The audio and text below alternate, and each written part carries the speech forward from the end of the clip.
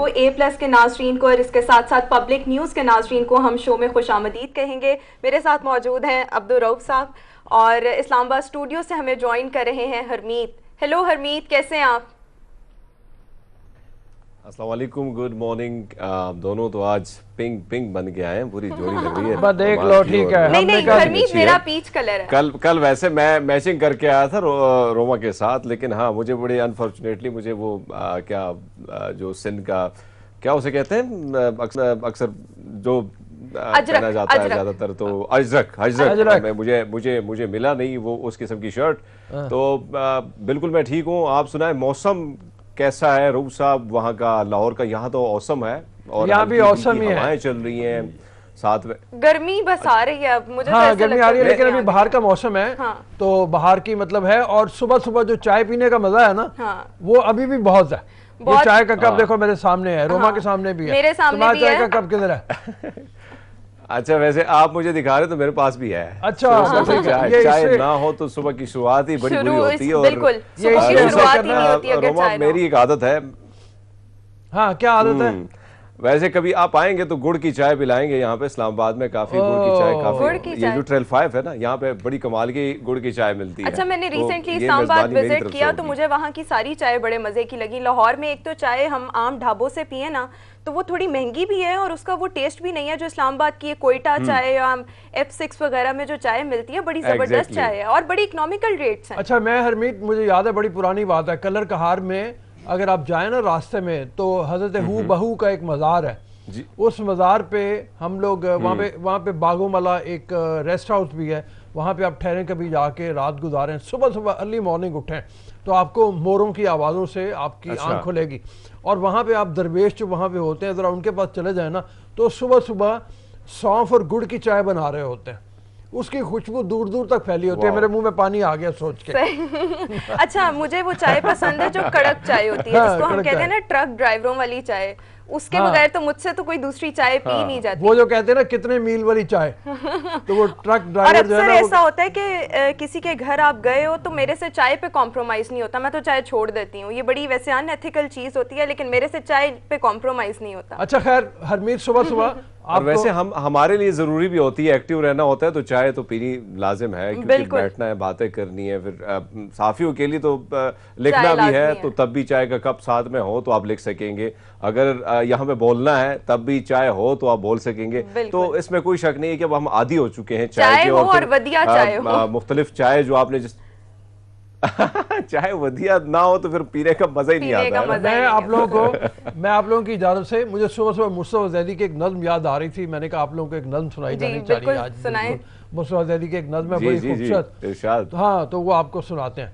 उससे मिलना तो इस तरह कहना, तुमसे पहले मेरी निगाहों में कोई रूप इस तरह ना उतरा था, तुमसे आबाद है खराबा दिल, वरना मैं किस कदर अकेला था। जबरदस्त। तेरी पलकों पे कोसार की और तेरी आंखों में धूप का जादू, तेरे होंठों की नर्म सांसों में कोंपलों के कंवार की खुशबू। वो कहेगी कि इन खिताबों से और किस किस पे जाल डाले हैं, तुम ये कहना कि पेशे सागरे जम और सब मट्टियों के प्याले हैं। ऐसा करना कि एहतियात के साथ उसके हाथों से हाथ टकराना, और अगर हो सके तो आंखों में सिर्फ 2-4 अश्क भर लाना। इश्क में ऐ मुबस्सरीन कराम यही तकनीक काम आती है। जबरदस्त। इश्क में ऐ मुबस्सरीन कराम यही तकनीक काम आती है और यही लेके डूब जाती है। ये है जी, मतलब सुबह सुबह यही लेके डूब जाती है। हाँ, यही लेके डूब जाती है चाय के साथ। ये चाय का जिक्र हम इसलिए कर रहे हैं, यही बंदा डूब जाता है। बात तो बिल्कुल आपकी दुरुस्त है। हाँ, रोमा क्या कहना चाह रही है? मैं अपने नाजरीन को रऊफ साहब शिंक्यारी चलते हैं, वहाँ पर जो चाय काश्त होती है, और सुबह सुबह हम अपने उन नाजरीन को जो कि चाय के शौकीन हैं उनको एक बड़ा जबरदस्त किस्म का एक पैकेज दिखाना चाहें। मतलब मेरे दादे परदादे के इलाकों में जाना चाह रहे हो आप लोग? बिल्कुल बिल्कुल बिल्कुल। अच्छा, मैं वहाँ गया हूँ और मैंने वो बागात देखे हैं शिंक्यारी के, और मैंने उसके साथ साथ बांग्लादेश में जो चाय के बागात हैं और श्रीलंका में भी चाय के बागात हैं वो भी देखे हुए। तो टूरिज्म में मतलब काफ़ी मैं फिर चुके हैं तो, लेकिन ये जो खूबसूरती शिंक्यारी के बागों की है ना, उसका क्या ही कहना, लाजवाब है। मैं तो गई नहीं हुई, लेकिन मैं पैकेज में विजिट ही हूँ। आइए देखते हैं। जबरदस्त। 15 लाख लोगों को रोजगार के मौके भी मुयसर आ सकते हैं और ज़र मुबादला के ज़खायर भी बढ़ सकते हैं अगर इस पर तवज्जो दी जाए और इन बागात को फैलाया जाए। उसमें हरमीत मैं आपको ये बताऊं कि आपको पता ही होगा कि चाय ऐसे इलाके में उगाई जाती है जहाँ पे ज़रा थोड़ी सी ढलवान हो, जहाँ पे बारिश बहुत ज़्यादा होती हो, जहाँ पे पानी ठहरे ना इतना ज़्यादा। जैसे श्रीलंका के बागात हैं, जैसे चाइना में कई जगह पे लगाई है उन्होंने, श्रीलंका में बहुत ज़्यादा है, बांग्लादेश में है, हिंदुस्तान में भी कई जगह पे चाय उगाई जाती है। तो हमारे यहाँ भी ये शंक्यारी का इलाका मुंतखब किया गया था, बड़ा कामयाब हुआ। शुरू में 1 एकड़ से शुरू किया उन्होंने, फिर 500 एकड़ तक फैला दिया। तो ये इतना ज़्यादा इलाका जो आया है, अब उस तरह के इलाके और कई तलाश किए गए हैं और इसीलिए ये कह रहे हैं कि अगर इसको फैलाया जाए। और रऊफ साहब, अगर आप अभी जाएंगे ना, जो सीपैक खुला है वहाँ पे, क्योंकि मैं जब भी गांव की तरफ जाता हूँ तो ये आप जो सीपैक जहाँ से गुजरता है तो इर्द गिर्द बिल्कुल आपको यही लहराते खेत नजर आएंगे और बड़ा अच्छा लगता है इसके बीच में से जो सड़क गुजर रही है। हाँ। तो आपकी बात दुरुस्त है कि काफ़ी सारे वहाँ के जो लोग हैं उनको भी रोजगार मिला है। फिर अगर एक तो जाहिर बात है इससे आमदन भी बड़ी ज़्यादा है। और चाय का इस्तेमाल अगर हम देखें बरसगीर में या पाकिस्तान और हिंदुस्तान में बात करें तो बहुत ज़्यादा है और ऑल ओवर द वर्ल्ड ज्यादा है, लेकिन अगर यहाँ पे देखें तो हम थोड़े ज्यादा ही पीते हैं। हाँ, मैं अपनी बात करूँ तो मैं तो ज्यादा ही पीता हूँ। हाँ, पता नहीं रऊफ साहब बहुत ज्यादा पीते हैं या मैं बहुत ज्यादा पीता हूँ। मैं इतने मग जो है ना तकरीबन 6 रोज के पीता। लेकिन आज हम तीनों का मुकाबला है कि कौन ज्यादा पीता है। हाँ, मैं तो 6 मग पीता हूँ रोज के। स्ट्रॉन्ग चाय आपको पसंद है या नॉर्मल? मुझे भी स्ट्रॉन्ग चाय। अच्छा जी, वो खवातीन जो हमें देख रही हैं उनको शौक होगा ये जानने का ये चूड़ियाँ कहाँ बनती है, चूड़ा खासतौर पे कहाँ बनता है। तो उस इलाके में हम आपको लेके चलते हैं, चूड़ा जहाँ पे बनता है। ये आपने देखा होगा थर पार्कर वगैरह के इलाके में खास तौर पे खवातीन जो हैं वो इतना पूरा बाजू कवर किया हुआ होता है। चूड़े से उन्होंने अपना पूरा बाजू बिल्कुल यहाँ तक उनके बाजू पूरा कवर किया होता है। हाँ, व्हाइट कलर की चूड़ियाँ होती हैं और ये मोस्टली वो जो रेगिस्तान में भी खवातीन ने पहनी होती है। अगर हमने कुन्नी का इलाका, चुलिस्तान में भी खवातीन बहुत फैला हुआ है इलाका जहाँ पे ये चूड़ा तैयार किया जाता है या चूड़ी तैयार की जाती है। वहाँ चलते हैं, आपको कुंडी का इलाका है, वहाँ पे चूड़ी बनती है, चूड़ा बनता है या जो भी इलाके की सैर भी करवाते हैं और इस पर खुसूसी पैकेज भी अपने नाज़रीन को दिखाते हैं। चलिए आते हैं, चल के आइए देखिए। बड़ा ज़बरदस्त किस्म का इंटरेस्टिंग पैकेज हमने भी देखा, मैंने भी देखा और मुझे बड़ा इंटरेस्टिंग इसलिए भी लगा क्योंकि हमारे यहाँ पर चूड़ियाँ जो हैं मोस्टली जो अगर हम अपने ये इलाकों की बात करें, लाहौर शहरों की अगर बात करें तो यहाँ पर ख़वातीन सिर्फ ईद पर पहनती हैं या कोई अगर ऐसा ओकेजन हो, नॉर्मली उस तरह से नहीं पहनती। लेकिन वहाँ पर मैं देख रही थी ख़वातीन हर औरत ने चूड़ी जो थी वो पहनी हुई थी और बड़े ज़बरदस्त अंदाज में बनी। और वो जब रोमा, अगर मैं आपको तो ये इसमें एक और बात बड़ी तो है ना ये बताने वाली है कि जैसे उन्होंने कहा कि जो खवातीन कमारी हैं वो सिर्फ इतने हिस्से में पहनती हैं, कलाइयों में पहनती हैं, और जो शादीशुदा हैं वो पूरे बाजू में पहना होता है। ये बड़ी पहचान है, मुझे कम से कम इसके बारे में इल्म नहीं था। हरमीत, आपको पता था इसका? हाँ, मैंने वैसे देखा है क्योंकि ज़्यादातर मैं जब इनके मेलों में गया हूँ तो उसमें जितनी भी हिंदू खवातीन होती हैं जो थर और इन इलाकों में रहते हैं तो उनमें से ये चूड़ा जो है इसका ज़्यादा रिवाज पाया जाता है। फिर जिस तरह हमारे रिपोर्टर ने बताया है कि जिसमें जो शादीशुदा खवातीन होती तो वो तकरीबन यहाँ तक कवर करते हैं, पूरा बाजू कवर करते हैं, और जो जाहिर बात है जिनकी शादियाँ नहीं होती हैं तो वो बस हल्का फुल्का चूड़ा उनके हाथ में होता है। लेकिन ये बात भी दुरुस्त है कि ये ज़्यादातर जो डिमांड इसकी की जाती है हिंदुस्तान में, ये जिस तरह हाथी के दांत है ना, इसकी जिस तरह स्मगलिंग की जाती है तो काफ़ी महंगा है इसका चूड़ा। आज भी हिंदुस्तान से काफ़ी लोग जो है शादी ब्याह में मंगवाते हैं। लेकिन अगर हम देखें तो लेकिन आप वो कह रहे थे कि जो रिपोर्टर के थ्रू जो हमें खबर मिली है वो यही थी कि अब जो चूड़ियां हैं वो प्लास्टिक से बनती हैं, हाथी के दांत से नहीं बनती। हाथी का दांत इतना अवेलेबल भी नहीं है, उस पर बैन लग गया हुआ है, पूरी दुनिया में बैन लग गया हुआ है। हम छोटी सी एक ब्रेक पे तरफ चलते हैं, वापस आएंगे। कैंसर के एक एक्सपर्ट डॉक्टर ऑन्कोलॉजिस्ट हमारे साथ मौजूद होंगे, उससे गाइडेंस लेंगे वो कौन से खाने हैं, कौन सी चीज़ें हैं, कौन सी एहतियाती तदाबीर हैं जो की जानी चाहिए ताकि आप कैंसर से बच सकें। अगर आपको महसूस हो ज़रा भी कोई प्रॉब्लम तो कौन से टेस्ट हैं जो फौरी तौर पर करवाए जाने चाहिए। अभी चलते हैं ब्रेक की तरफ, इजाज़त दीजिए ब्रेक के लिए।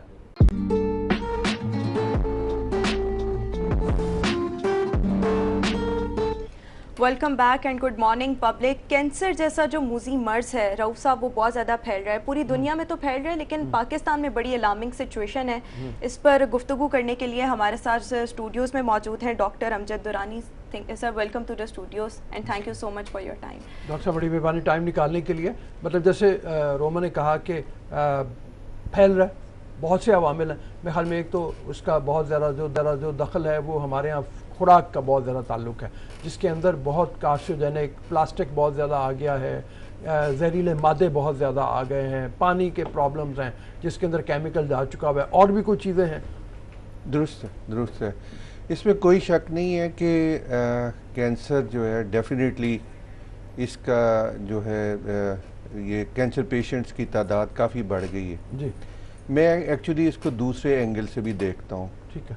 इसमें तो कोई शक नहीं है कि ये तादाद बढ़ गई है, जैसे आपने कहा जी। उसकी मेन वजह यही है कि एक इंडस्ट्रियल जो रेवोल्यूशन आया है, एक तो ये वजह हो सकती है।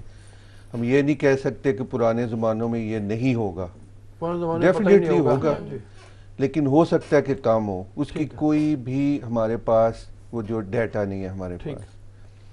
दूसरी एक और वजह जो एक पॉजिटिविटी है वो है लोगों की अवेयरनेस। ठीक है। 25-30 साल पहले लोगों में शायद इस मर्ज के बारे में इतनी अवेयरनेस नहीं थी। बिल्कुल। अब जो है, अब इवन गाँव में भी देखें और दूर दराज इलाकों में भी देखें, मीडिया की वसाहत से या दूसरे जो हमारे नेटवर्किंग है, ये उस वजह से काफ़ी लोगों में अवेयरनेस आ गई। तो और एक और वजह जो बड़ी फिर मैं कहूँगा पॉजिटिव है कि जो डायग्नोस्टिक टूल्स हैं वो तशखीस के इन सालों में जी तशखीस के ज़राए बहुत ज़्यादा हो गए। ठीक है। इस वजह से भी जो यील्ड है, जो कैंसर अर्ली डिटेक्शन भी है, वो उसकी यील्ड बहुत ज़्यादा बढ़ गई। तो कैंसर की अर्ली डिटेक्शन मुमकिन है? किस तरह से कोई इंडिविजुअल उसको पता लग सकता है कि मेरे अंदर कैंसर जो है वो स्टार्ट हो रहा है? कुछ जो है कैंसर जो है उनके बारे में आप पता कर सकते हैं, और कुछ ऐसे हैं जिनके बारे में नहीं पता चलता।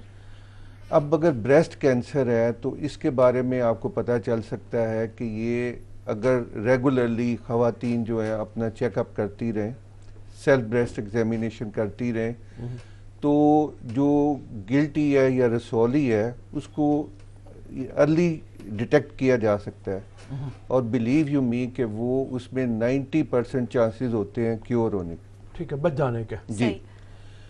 जबकि अब इसी तरह का एक दो और कैंसर्स हैं, मसलन हो गया पेंक्रियाटिक कैंसर हो गया, या लंग का एक किस्म है स्मॉल सेल कार्सिनोमा, कुछ एक दो और भी हैं कैंसर जो हैं, वो जब डिटेक्ट होते हैं तो 78। डॉक्टर साहब, जिस तरह आपने ब्रेस्ट कैंसर के हवाले से बात की, यकीनन पाकिस्तान में हर 9 में से एक खातून जो है उसमें तशखीस पाई जा रही है। बड़ा ये ख़तरनाक किस्म का ये जो मामला फैल रहा है। कराची में मैं काफ़ी रहा हूँ, तो वहाँ पे मैंने सिंध के इलाकों में काफ़ी ये देखा कि थ्रोट या माउथ कैंसर जो है बहुत ज़्यादा है। इसकी वजूहात क्या है और ट्रीटमेंट इसकी कैसी मतलब मुमकिन है, कितनी मुमकिन है? ये आपने बड़ा अच्छा पॉइंट रेज किया।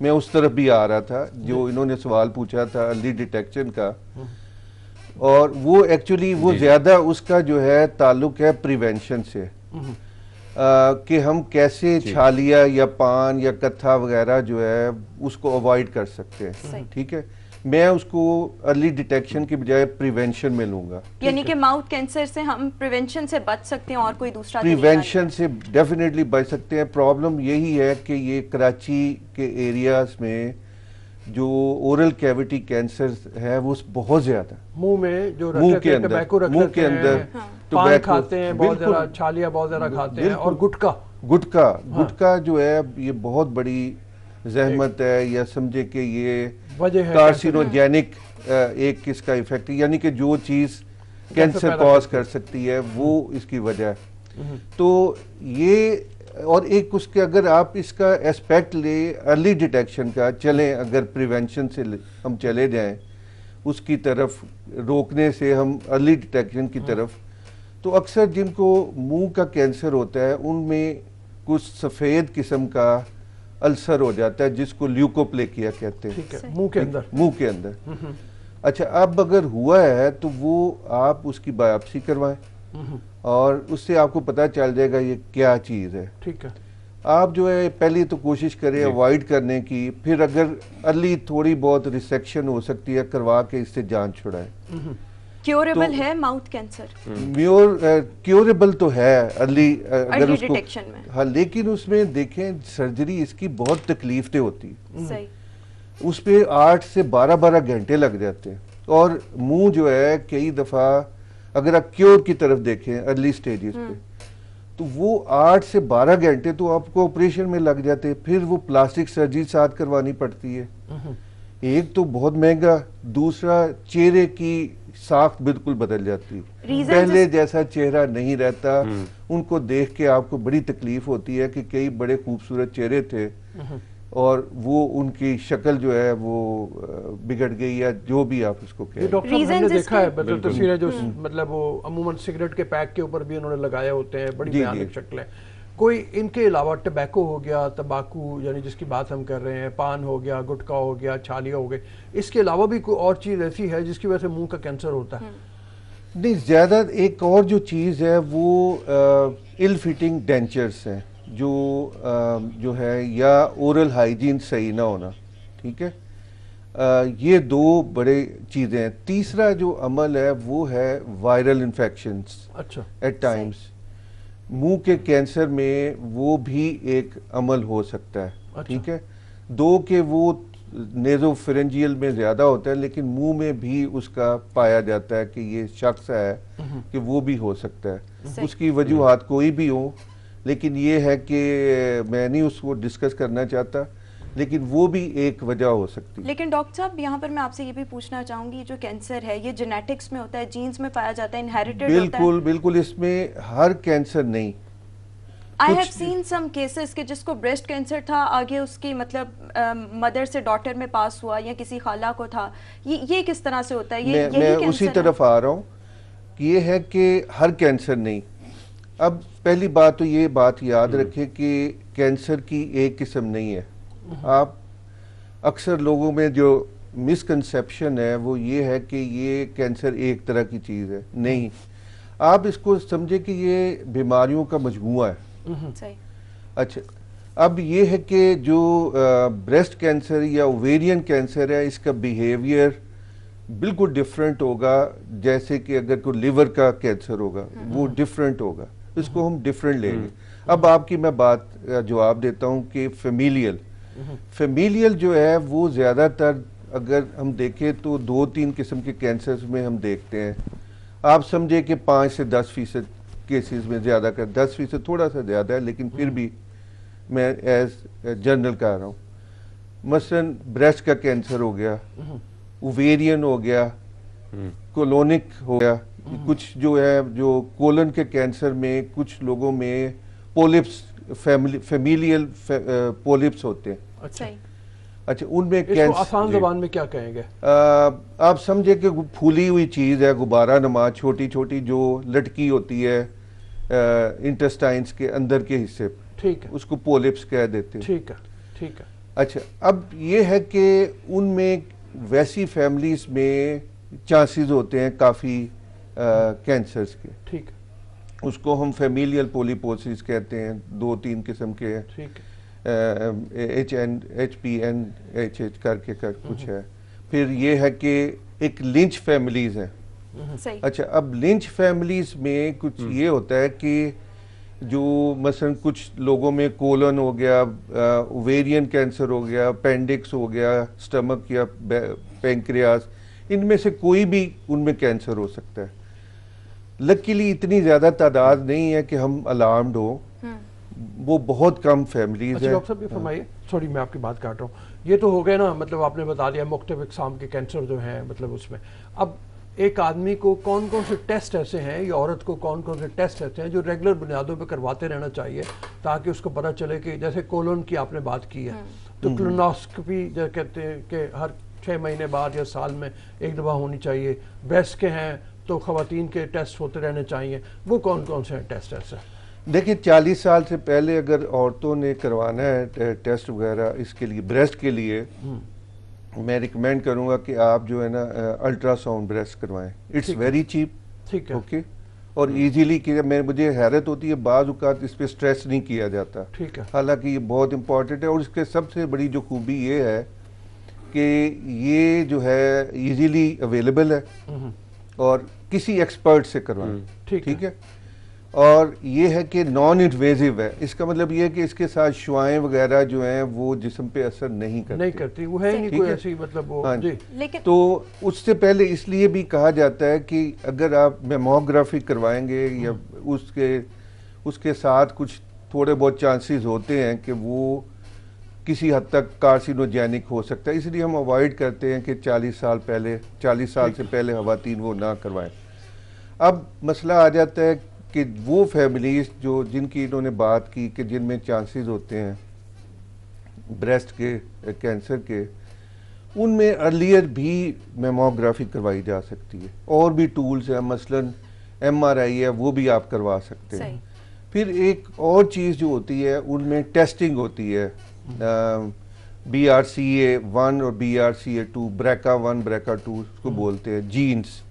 अब मुझे पता चला लाहौर में वो भी करना शुरू हो गया। यहाँ पर सॉरी आपको काट रही हूँ, लेकिन मैं आपसे ये भी पूछना चाहूँगी, अक्सर मैंने देखा है कि किसी जिस तरह ब्रेस्ट कैंसर है, किसी की गिल्टियाँ मौजूद होती हैं लेकिन वो कैंसरस नहीं होती, उसको फाइब्रिडेनोमा कह रहे होते हैं। जी, वो जी। क्या होता है? यानी कि हम हर गिल्टी को क्या कैंसर वाली गिल्टी कंसीडर करें? Not at all. ये भी एक लोग बहुत घबराते हैं इससे। कई दफ़ा जो है ना वो फाइब्रोएडिनोमास को कैंसर समझ लिया जाता है। हाँ, इसमें आप ज़रूर उसको अंडर ऑब्जर्वेशन ज़रूर रखें, लेकिन अगेन अच्छे अल्ट्रासाउंड करने वाला जो है, अच्छा अल्ट्रासाउंड करने वाला जो है वो उसको डिटेक्ट कर लेता है कि ये बिनाइन है या फाइब्रोएडिनोमा या सिस्ट है जिसकी कोई अहमियत नहीं। ठीक है। लेकिन इसको इसको हम जो है कुछ ऐसी शक्ल बनती है कि आपने उसको अंडर ऑब्जर्वेशन रखना होता है। डॉक्टर साहब, हमारे पास वक्त की किल्लत, की तरफ जाना है। थैंक यू सो मच, आपने हमें टाइम दिया। अभी नाज़रीन हम एक ब्रेक की तरफ जाएंगे। ब्रेक से जब वापस आएंगे तो एनिमल राइट एक्टिविस्ट रऊफ साहब हमारे साथ मौजूद होंगी, उनसे हम गपशप करेंगे। आप देखते रहिए पब्लिक न्यूज़ और A+।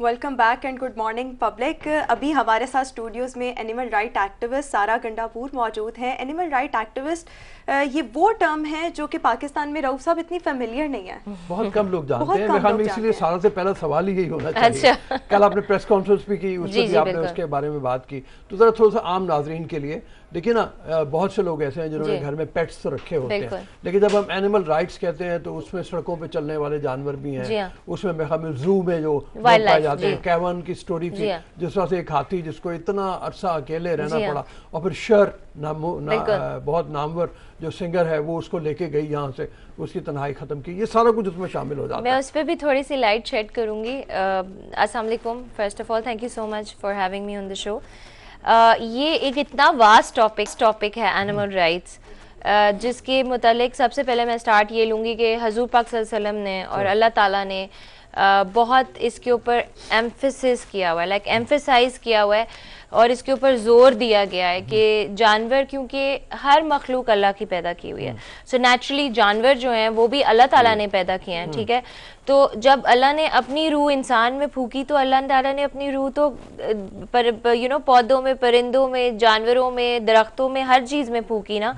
तो फिर उनका भी उनको इस दुनिया में पैदा करने का मकसद था। दे आर नॉट हेयर कि वो हमारे कोई मुलाजिम है, वो इसलिए आए हैं कि अल्लाह ताला ने उनका एक पर्पज़ रखा है जैसा इंसानों का पर्पज़ है दुनिया में।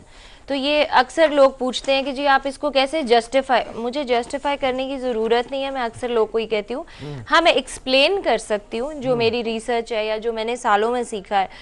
वो ये कि देखिए, जैसे हम इंसानों का हक है इस अर्थ के ऊपर, उतना ही जानवरों का हक है। और ये ऐसी बात नहीं है कि अल्लाह ताला ने हमारे लिए सिर्फ जानवर भेजे, नहीं, अल्लाह ताला ने हर जानवर का अपना पर्पस है।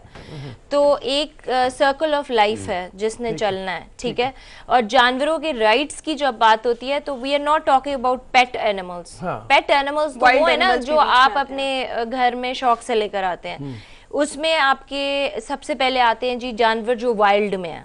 So the wild life is the on the top. Number 2 is the marine life which is obviously हमारे सीज में है, दुनिया में, समंदर में है, वास्ट है, बहुत बड़ा। और फिर उसके बाद आपके जो जिन मुल्कों में, शहरों में, जगहों में, कम्युनिटीज़ में आप रहते हैं, तो हम ऐसा थोड़ी करते हैं हम घर में रह रहे हैं तो हम बाहर सड़क पे रहने वाले आदमी, औरतों को या बच्चों को बाहर फेंक देते हैं, हम कहते हैं मार दो ना, ऐसा नहीं होता ना। तो इसी तरह जानवरों का एक राइट है to be in our communities. तो ये हमारा अशरफुल मखलूकात का फर्ज है कि हम उनके साथ पीसफुली को एग्जिस्ट करें।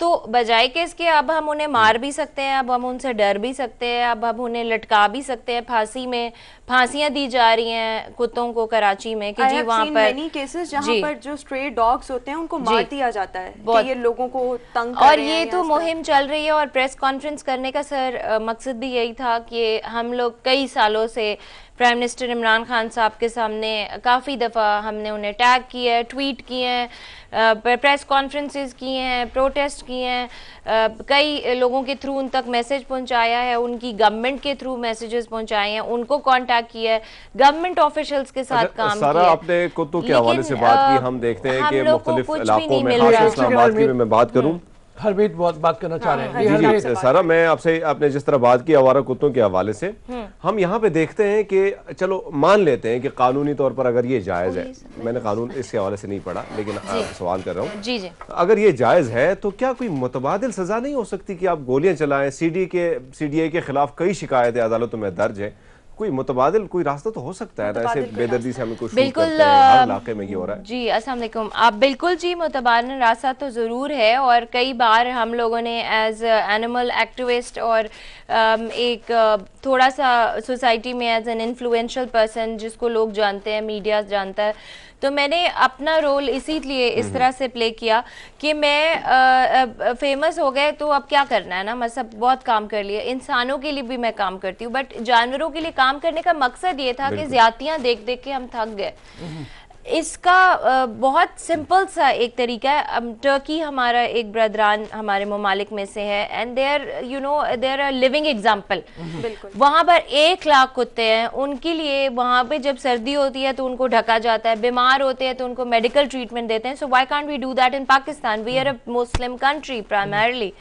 सो अगर आप वहाँ पे पाकिस्तान में, हम इस्लाम के नाम पे बना था, तो इस्लाम ने तो हर मजहब के लिए, हर जानदार के लिए राइट्स दिए हैं। अगर आप इस्लाम को खोल के देखें तो हजूर पाक सल्लल्लाहु अलैहि वसल्लम ने कई बार, कई हदीस में अल्लाह ताला ने कुत्तों का भी जिक्र किया है, घोड़े का, कई और जानवरों का।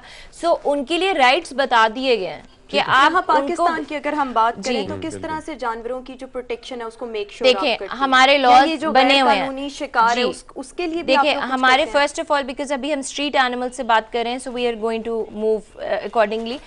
जानवरों की सिक्योरिटी के लिए बने हुए हैं मुहाफिज, उनकी हिफाजत के लिए बने हुए हैं लॉज, उनको इम्प्लीमेंट नहीं किया जा रहा। ठीक है, डिपार्टमेंट्स कहते हैं जी हमारे पास बजट नहीं है, तो बजट किधर जाता है मुझे ये समझ नहीं आ रही। ठीक है, नंबर 1। नंबर 2 ये है कि आप TNVR की कैंपेन होती है, trap, neuter, vaccinate and release, यानी कि आप कुत्ते को या जानवर को कैप्चर करें, उसको न्यूटर करें ताकि उसकी बच्चा बंद हो। ठीक है, ताकि उनकी मास जो एक पॉपुलेशन फैल रही है वो रुक जाए। यही असल में सवाल यही था जो और वैक्सीनेट का भी कि देखिए ना, वो भी खौफनाक सूरत हाल है कि पता चलता है कि जी 9 साल की या 10 साल की बच्ची को कुत्तों के गौल ने अटैक कर दिया। सर देखें वो आपका बिल्कुल ठीक है, इसके ऊपर कई बार हम लोग बात कर चुके। पॉइंट इज कि आप ये तो देख लेते हैं कि 9 साल की बच्ची को काटा, आप ये नहीं देखते कि वो बच्चे उनके साथ कितनी क्रूल्टी करते हैं।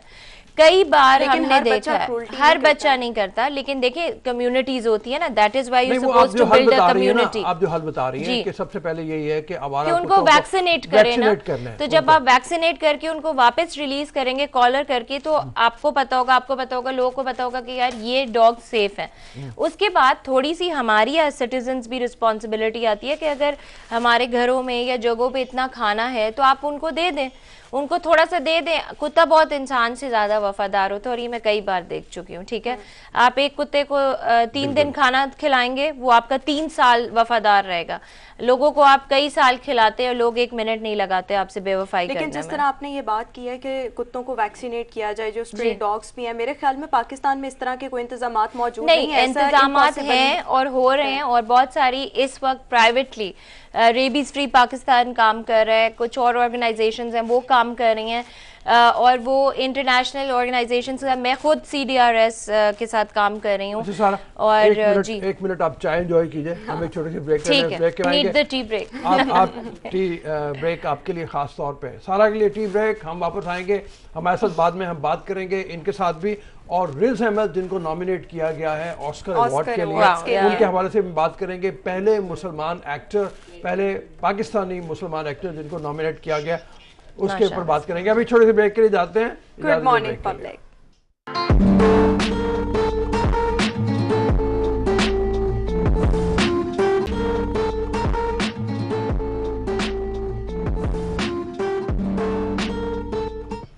Welcome back and good morning public. अभी हम बात करेंगे रिज अहमद ऑस्कर नॉमिनेशन पर, जो कि ब्रिटिश बॉर्न पाकिस्तानी है और सबसे पहले मुसलमान है रऊफ साहब, जो कि ऑस्कर अवार्ड के लिए नॉमिनेट हुए हैं। हमारे साथ मौजूद हैं, आप भी हमारे साथ मौजूद हैं, एनिमल राइट्स की बात भी है, लेकिन अगर आपको फिल्म में इंटरेस्ट हो रिज अहमद में खास तौर पे, तो जरा आप उसमें भी शामिल हो सकते हैं हमारी गुफ्तगू में। सुनाएं।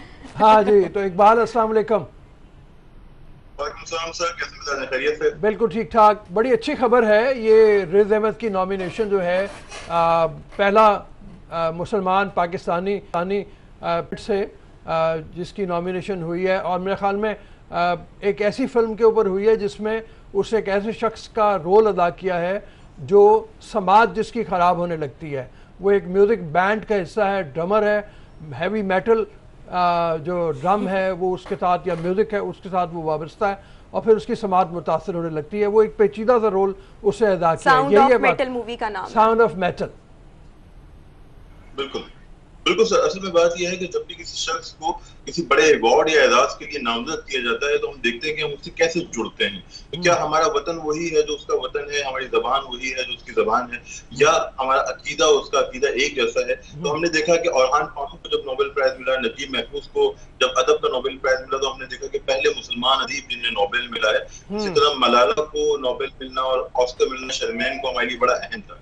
तो रिज अहमद का नामजद होना यूं, रिजवान अहमद जो पूरा नाम है, नामजद होना यूं अहम है कि ये ना सिर्फ एक पाकिस्तानी निजात फनकार है, यानी पाकिस्तानी भी उनसे जुड़ते हैं, बल्कि ऑस्कर की 93 इयर्स की तारीख में नामजद होने वाले इस कैटेगरी के पहले मुसलमान। तो यकीनी तौर पर पाकिस्तानी भी हैं, जो मुसलमान भी हैं, वो भी इससे जुड़ते हैं। और साथ में ये सवाल भी पैदा होता है कि हॉलीवुड जो प्रेजेंट करता है खुद को एक नुमाइंदे के तौर पे, बैन अवी नुमाइंदे के तौर पे, आखिर बेहतरीन अदाकार की कैटेगरी में 93 इयर्स क्यों लगे एक मुसलमान को नामजद होने? बिल्कुल बिल्कुल सही सवाल है, बिल्कुल सही सवाल है। मतलब ये जी जी तासुब एक ऐसा मसला है। रिज अहमद मुसलसल बात करते रहे हैं, उन्होंने बहुत ही मज़ाहिया अंदाज में, तंज़िया अंदाज में ये मुद्दा बयान किया कि कैसे एयरपोर्ट पे जो लोग उनकी तलाशी ले रहे होते थे कि उन्होंने धमाका खेल। इकबाल खुर्शीद साहब को हम तकनीकी वजूहात की बिना पर सही से सुन नहीं पा रहे, इनको कॉल पर ले लेते हैं, तब तक हम इनसे बात करते हैं। जी बिल्कुल। तो आपकी बात जो जारी थी, इकबाल से हम थोड़ी देर बाद फिर बात करेंगे।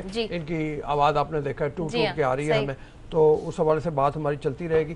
तो जब आप बात कर रही हैं, इसमें एक मरीन लाइफ का मेरे ख्याल में हमारा बड़ा दखल आया कि बेशुमार फिश ऐसी हैं या बेशुमार आप कह लीजिए मैमल ऐसी हैं जिनको मारा जाता है इस नाम पे कि उनको खाया जाएगा। और शार्क फिन है, उसके लिए शार्क्स को मारा जा रहा है, तबाह किया जा रहा है। मुझे याद है एक साउथ अफ्रीकन थे हमारे, रिचर्ड गास्टैंग, मैं WWF में काम करता था, मेरे साथ वो काम किया करते थे, और वो हमें समझाया करते थे कि जैसे एक पत्थर पे दूसरा की इमारत बनाई जाती है, ये जानवर भी, हाँ ये जानवर भी उनमें से एक है, और इनमें से एक को भी हटा दिया जाए तो पूरी इमारत गिर जाएगी। तो ये बात समझानी बहुत जरूरी है इंसानों को, कम से कम। बिल्कुल।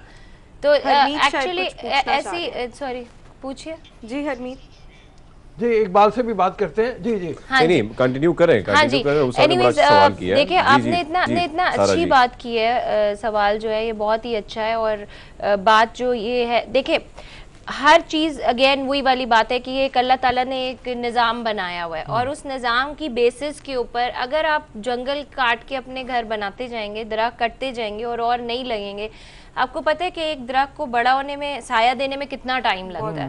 ठीक है, हम क्लाइमेट कंट्रोल के लिए और एनवायरनमेंट के लिए भी मैं काफ़ी काम करती रही हूँ, कर रही हूँ। WWF के साथ मैंने भी काम किया है। 4 Paws इंटरनेशनल जो तंजीम है जो एनिमल राइट्स के लिए काम करते हैं, they were the ones who were doctor Amir Khalil from Egypt, You know, he's an Egyptian doctor, but you know, he's based in Austria and all. So basically him and his team, they came to Pakistan. उनने कवन के साथ 5 months लगाए और हमारे हाथी को train किया, उसको पहले साइकोलॉजिकली उसको ट्रीटमेंट दी, क्योंकि वो इतना मतलब अजीब डिप्रेशन में था, साइको हो गया था। फिर उसके बाद वो लोग आए, फिर शहर आई और वो हाथी को लेके चली गई। पब्लिसिटी ज़्यादा उनको मिली और इनको थोड़ी कम शायद, लेकिन काम इनने बहुत किया। कोई भी काम करना आसान नहीं होता। फिर बेयर्स गए हमारे, इसी तरह हमारे और जू हैं जिसमें आप बात कर रही थी कि कैप्टिविटी में देखिए, the wild belong in the wild. ठीक है, आप सारे जंगलों को खाली करते जा रहे हैं, माहौल में उनको ज्यादा देर आर्टिफिशियल माहौल में रख रहे। जूज में नाम उन्हें वो ट्रीटमेंट्स दे पाते हैं, नाम उनके लिए वो। हम यहाँ पे अगर आपने यही बात करनी है तो आप जानवर रखने बंद कर देना जू में, ठीक है, क्योंकि आप उनको संभाल नहीं सकते। लेकिन यहाँ से ये भी पता लगे कि जानवरों के भी बहुत सारे साइकोलॉजिकल डिसऑर्डर्स हो सकते हैं। बहुत सारे अमेरिका में या बाहर की कंट्रीज में जो आप इतनी बड़ी शार्क वेल्स को रख लेते हैं, ऑर्कस को पूल्स में रखते हैं, 35 फीट का पूल है, ठीक है, उसके अंदर उससे आप परफॉर्म करा रहे हैं। वो तो अल्लाह की वास्ट सी में रहने वाला जानवर है, यू नो, एक मछली है। तो ये एनिमल क्रूल्टी की इतनी फॉर्म्स है कि कैप्टिविटी में है, वाइल्ड लाइफ में, ट्रॉफी हंटिंग पाकिस्तान में हो रही है। और जो पाकिस्तान में एक जो मुझे बहुत बड़ा इशू है, लोगों को अक्सर अब हो रहा है, आपने देखा होगा पिछले दिनों अफजल स्टूडियोज ने, फोटोग्राफी स्टूडियो ने जी एक लाइन कप को ड्रग करके, सिडेट करके कपल की शादी का शूट में इस्तेमाल करें, जैसे वो ये कोई मग है या वो ऐसे कोई मास्क है या कोई प्रॉप है। It's a living thing, what's wrong with people. और हम लोग इतने ज्यादा अजीब से क्यों हो गए हैं, मुझे समझ नहीं आती। या तो हम पागल हो गए हैं या तो लोगों को हमारी बात इसके लिए एक जज्बा चाहिए। इकबाल हमारे साथ मौजूद है दोबारा। अस्सलाम वालेकुम इकबाल, दोबारा। हाँ, आपने हमारी गुफ्तगू भी सुनी, इस हवाले से भी कमेंट करना चाहे जरूर हो, लेकिन मुझे आपसे बात करते एक फिल्म याद आ रही है, फ्री विली, अगर आपको याद हो। हाँ, वो जैसे इन्होंने भी थोड़ी देर पहले जिक्र किया कि वेल को रख लेते हैं कैप्टिविटी में, कितना जुल्म होता है, और वो उस तरह एक बच्चा किस तरह से उसका एक रिलेशनशिप बन जाता है और फिर वो उसका आज़ाद करता है, उस हवाले से भी। लेकिन रिस्क की बात हो रही थी आपके साथ, तो रिस्क के बारे में आप ये कह रहे थे कि हमें 93 ईयर्स लग गए अकेडमी को ये रियलाइज करते हुए कि किसी मुसलमान को भी नॉमिनेट किया जा सकता है। वो जीते या नहीं जीते ये तो एक अलग बात है, लेकिन नॉमिनेट होना भी एक बहुत बड़ी बात है ना। हाँ जी जी इकबाल।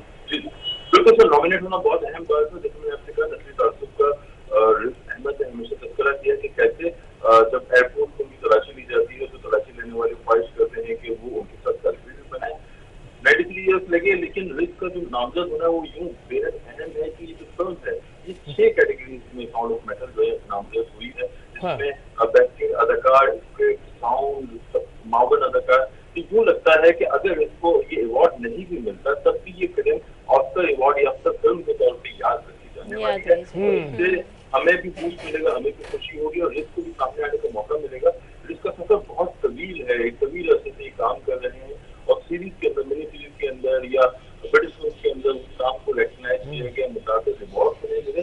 मगर ऑस्कर की जो नामजदगी है ये बेहद अहम होती है, जिसमें पूरी दुनिया को उनकी मुतवज्जो करती है। और इसने खुद भी जो ट्वीट की तो उसमें यही कहा कि भाई ये एक खुशी की बात है और आप जिस तरह चाहे मुझसे जुड़े, एक पाकिस्तानी रियाज फनकार के तौर पर मुझसे जुड़े, एक मुसलमान के तौर पर जुड़े, एक बरतानवी के तौर पर जुड़े। ठीक है इकबाल, मैं आपसे यहाँ पर ये भी पूछना चाहूँगी कि कितना मुश्किल है बीइंग अ पाकिस्तानी या बीइंग अ मुस्लिम ऑस्कर के लिए नॉमिनेट होना, कि मतलब हमें 93 साल लग गए यहाँ तक पहुँचने में। हेलो हेलो इकबाल, आपको आवाज़ आ रही है? हाँ, ये सवाल जी जी, मैं आपसे ये पूछना चाह रही हूँ कि आप क्या समझते हैं कितना मुश्किल है being a Pakistani, being a Muslim Oscar award के लिए नॉमिनेट होना? 93 इयर्स ऑलरेडी लग गए। बिल्कुल, देखिए ये बड़ी दिलचस्प बात है कि अगर नामजद हुए भी हैं तो वो नामजद हुए कैसे हैं? वो बरतानवी प्लेटफॉर्म से बरतानिया में रहे, वो पैदा भी 1982 में बरतानिया में हुए, कराची से उनकी फैमिली थी, 1970 में माइग्रेट किया, तो वहां उन्हें वो प्लेटफॉर्म मिला जहां से वो नामजद होते हैं। और बहरहाल उनकी जो जीत है या उनकी जो नामजदगी है उस पर हमें खुशी है, मुसर्रत है, लेकिन उन्हें वो प्लेटफॉर्म वो मिला। तो जो आपका सवाल है, मेरे ख्याल में अभी बहुत लंबा सफर तय करना है। अगर आप पाकिस्तानी इंडस्ट्री की हालत देखें तो हमारे यहाँ जो फिल्म बनती हैं आपके सामने हैं, वो ऑस्कर के लिए भेजे जाने के काबिल हैं या नहीं, ये भी आप इसका जवाब जानते हैं। अलबत्ता रिस्क के बारे में ये एक नुक्ता अहम है कि ये एक ऐसा शख्स है जिसने एक तवील जद्दोजहद की, और मैं समझता हूँ कि अगर इन्हें ऑस्कर नहीं भी मिलता बेहतरीन अदाकार का, तब भी ये फिल्म चूंकि ऑस्कर अवार्ड याफ्ता फिल्म बनेगी, इसकी मुझे तवक्को है और हम इन्हें याद रखेंगे। ये सारा गड्ढापुर हमारे साथ मौजूद है, ये बात करना चाह रही है। जी सारा जी, मैं ये कहना चाह रही थी कि देखिए मेरा क्योंकि फिल्म वगैरह के साथ भी एक ताल्लुक है, मैं पाकिस्तान का फर्स्ट कॉस्ट्यूम डिज़ाइनर का ARY अवार्ड लिया था, आफा अवार्ड मिला था। तो जब हमें मूवी के लिए वार्डरोब हम कर रहे थे, तो तब पहले कभी पाकिस्तान में कभी ऐसा नहीं हो कि स्पेशलाइज्ड वार्डरोब किसी फिल्म के लिए की जाए, तो थोड़ा सा हमें भी रिलैक्सेशन देनी चाहिए। We should be a little encouraging as well. कुछ मूवीज़ हमारे यहाँ भी बहुत अच्छी बन रही हैं, ऐसी बात नहीं है। अपनी इंडस्ट्री को सपोर्ट करें। You are Pakistani, we are Pakistani, और जो आज हमारा नाम है, जो आज हम इस आज़ाद मुल्क में बैठे हैं पाकिस्तान की वजह से, सब चीज़ें गलत नहीं हैं, कुछ चीज़ें अच्छी भी हो रही हैं। तो फिल्म्स जो बन रही हैं, yes they are not as good, लेकिन बात यह है कि उसमें कुछ अच्छी भी हैं।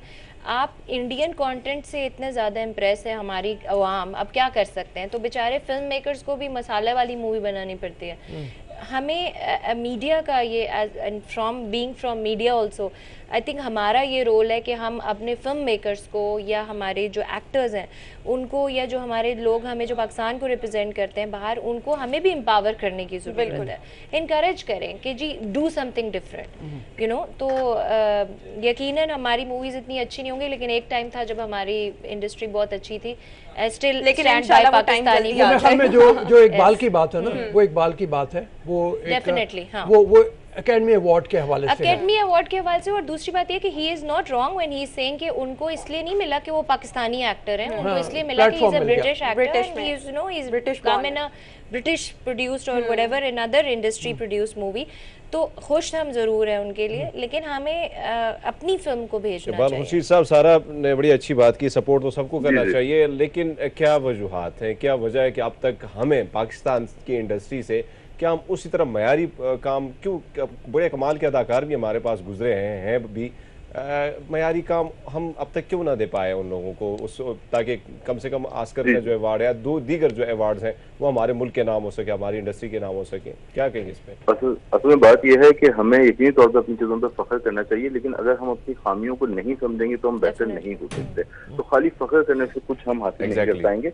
हम अगर इस फिल्म की बात करें, साउंड ऑफ मेटल, ये इस फिल्म की अहमियत यूं भी है कि ये कुछ अंदरूनी खलफशार को बयान करती है कि कैसे एक फनकार अपनी समाज से महरूम हो गया, और अगर फनकार की समाज चली गई तो अब उसके लिए उसका फन क्या माने रखता है, और कैसे फिर वो खामोशी की समझ जाता है। तो इस फिल्म के अंदर कई माने हैं, और इसका एक अहम पहलू है, रिज ने एक सीरीज की थी HBO की, दी नाइट ऑफ, जिसको बहुत ज्यादा पजीराई मिली थी, कई अवार्ड मिले थे, मगर उसमें उन्होंने एक मुस्लिम का किरदार अदा किया था। मगर यहाँ उनका जो किरदार है उसकी शनाख्त का मसला नहीं है, बल्कि उसकी समाज का मसला है। तो इस लिहाज से ये फिल्म बहुत ज्यादा अहमियत इख्तियार कर जाती है। और लोग सबको याद होगा, मोहसिन हामिद हमारे बहुत ही शानदार मुसन्निफ है, उनका नॉवल था रिलक्टेंट फंडामेंटली, जो फिल्म बनी थी उसमें भी रिज ने मरकजी किरदार निभाया था। तो इनका जिसका तवील सफर है, तो तवील सफर हमें भी तय करना है, हमारी इंडस्ट्री को भी तय करना है, और कई मसाइल हम इन पे पहले भी बात कर चुके हैं। ब्रेक पे चलते हैं। हाँ, अभी हमारे साथ मौजूद है हमारे मेहमान। ब्रेक पे चलते हैं, फौरी तौर पे ब्रेक के बाद वापस आएंगे, हमारी गुफ्तगू जारी रहेगी। You enjoy your tea meanwhile. Thank you. Good morning public. Back to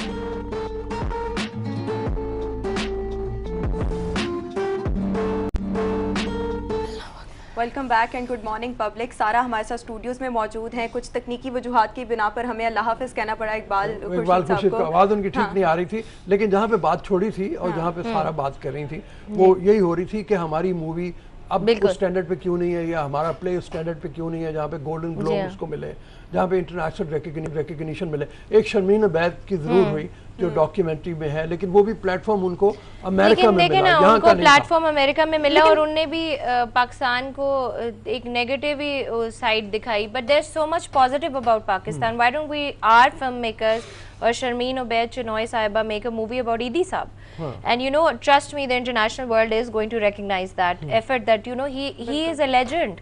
इनको तो अंग्रेज भी सराहते हैं। So point is that our film makers are not actually उनकी वो जैसे आप आपकी एक माशाल्लाह फिल्म में बैकग्राउंड है, आपने पढ़ा, आपने सीखी, 50 स्क्रिप्ट पढ़ने के बाद आपने एक चीज़ लिखी, यू नो, सो आपने रिसर्च की। हमारी इंस्टीट्यूशंस में टीचर्स खुद ही इतने एक्सपीरियंस नहीं है, वो बच्चों को क्या सिखाएंगे।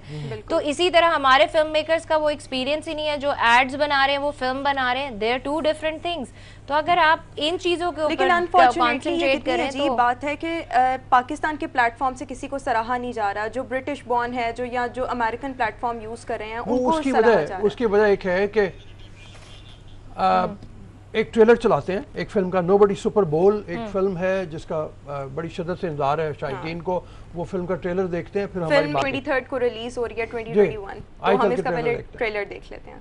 ज़बरदस्त 2 अप्रैल को ये मूवी रिलीज हो रही है, लेकिन हम अपने नाजरीन को, A+ के नाजरीन को यहाँ पर अल्लाह हाफ़िज़ बोलेंगे और पब्लिक न्यूज़ के नाजरीन के साथ कंटिन्यू करेंगे एक ब्रेक के बाद, लेकिन साथ ही साथ हम सारा को भी थैंक यू बोलना चाहेंगे। Thank you so much for having me on the show. Thank you आपके आने का। Will have you again. Yes, you must have me again, ताकि हम इस वास्ट टॉपिक पे बात कर सकें। इंशाल्लाह ताला बात करेंगे। अभी चलते हैं ब्रेक की तरफ।